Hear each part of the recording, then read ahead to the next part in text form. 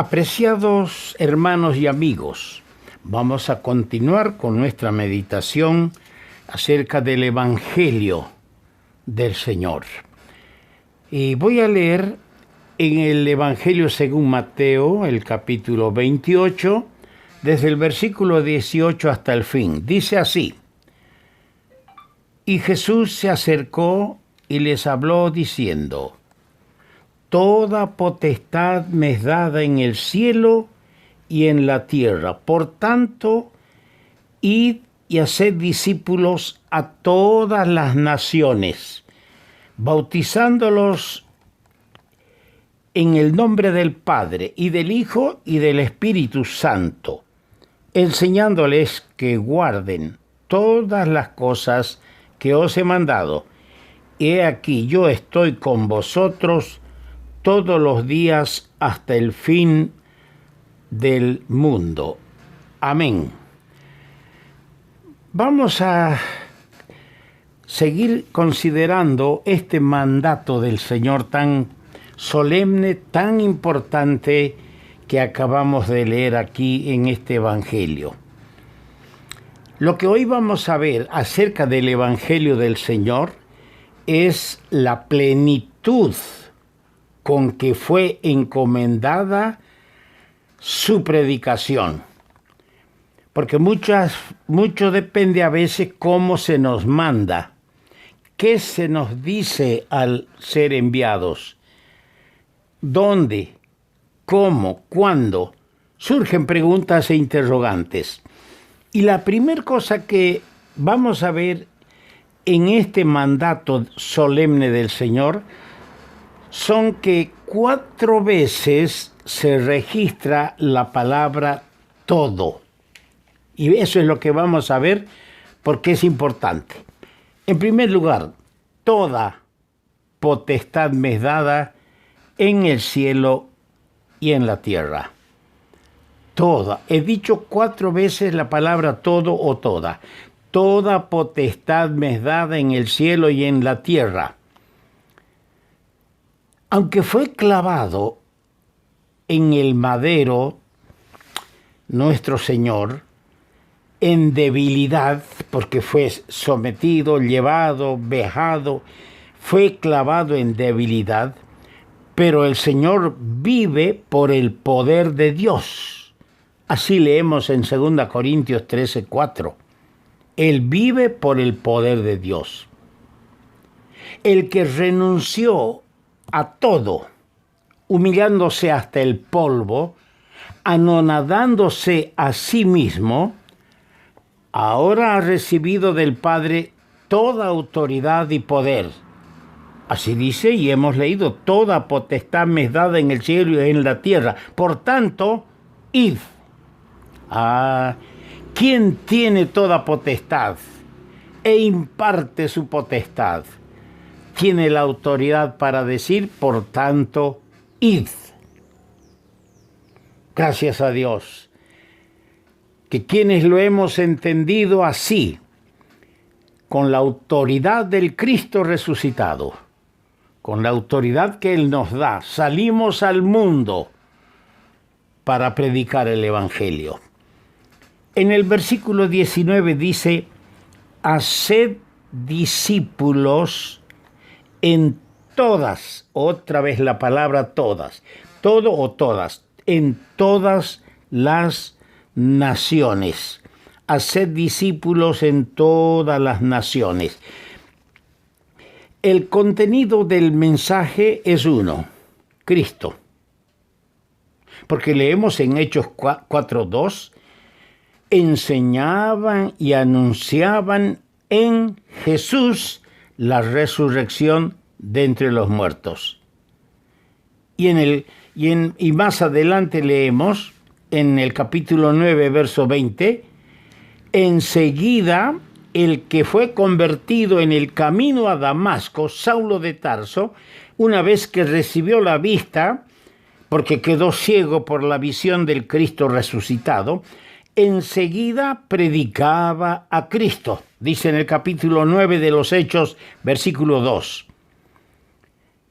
Qué lindo, el contenido del mensaje es Cristo, pero afecta a todos, pues es el remedio universal previsto por Dios, por lo tanto, atañe personalmente a cada uno en su necesidad, en su responsabilidad, en esa responsabilidad personal que tiene cada uno.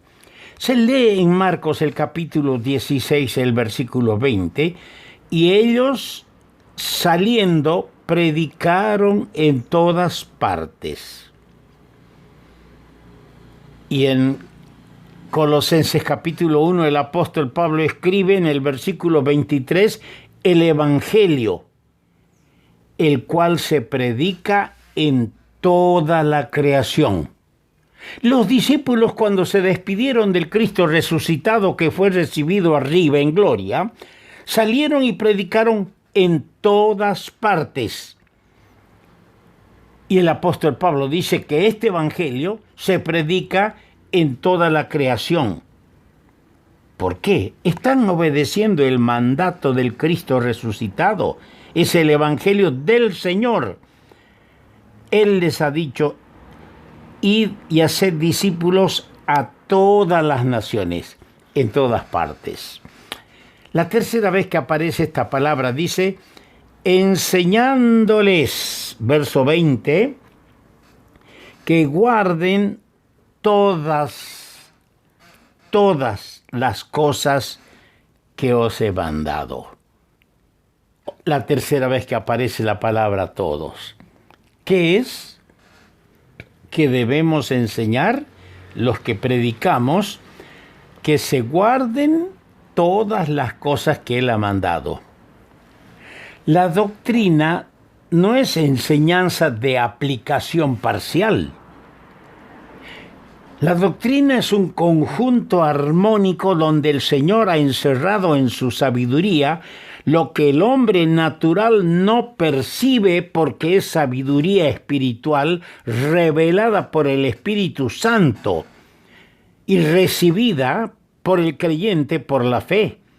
Eso dice en 1 Corintios 2:10, pero Dios nos las reveló a nosotros por el Espíritu, porque el Espíritu todo lo escudriña. Qué bueno es que todas las cosas que Él nos ha enseñado, compartamos y enseñemos, porque el Espíritu Santo es el que nos revela y nos abre las Sagradas Escrituras. Y la cuarta vez que aparece la palabra todos, dice en la segunda parte: he aquí yo estoy con vosotros todos, otra vez la palabra, todos los días hasta el fin del mundo. Amén. Palabras que nos inspiran perfecta confianza, queridos hermanos. Saber que Él va a estar todos los días con nosotros hasta el fin del mundo. Nos da confianza para la labor bendita que se nos ha encomendado. No importa dónde nos toque actuar, no importa qué circunstancias nos rodeen, sea en la vida o en la muerte, en la adversidad o en la prosperidad, sea en la tristeza o en el gozo, Él, el amado Señor, estará con nosotros. En ese capítulo 16, verso 20 de Marcos, culmina la trayectoria del siervo perfecto. Ahora, quiero ver un punto interesante para quienes no tienen mucha experiencia en el salir al mundo con el mensaje del Evangelio del Señor. Quiero que veamos la variedad de los lugares donde ha sido predicado. Si usted abre su Biblia solo en el libro de los Hechos, en el capítulo 2, verso 14, verá que el Evangelio del Señor fue predicado en las calles de Jerusalén. Pasamos al capítulo 3, versículo 12, el Evangelio fue predicado en la puerta del templo. En el capítulo 5, versículo 9, el Evangelio llegó al mismo Consejo Supremo de la Nación. Fue predicado en el concilio. En el capítulo 8, verso 30, fue predicado en el desierto a un hombre, un economista, un tesorero de la reina. Fue predicado el Evangelio en el desierto. En el capítulo 9, versículo 20, fue predicado en las sinagogas. En el capítulo 10 de los Hechos, versículo 24, fue predicado en la casa de Cornelio. Pasamos al capítulo 16, versículo 13, el Evangelio del Señor fue predicado a orillas del río. En el capítulo 16, verso 30, fue predicado en la cárcel. En el capítulo 16, verso 32, fue predicado en la casa del carcelero. Y en el capítulo 17, verso 22, fue predicado en el Areópago de Atenas, en esa plaza donde estaban los tribunales. En Hechos 19, verso 9, fue predicado en la escuela de un tal Tirano. En el capítulo 20, versículo 20 de los Hechos, fue predicado por las casas. Y en el capítulo 24, verso 24, fue predicado ante el gobernador Félix.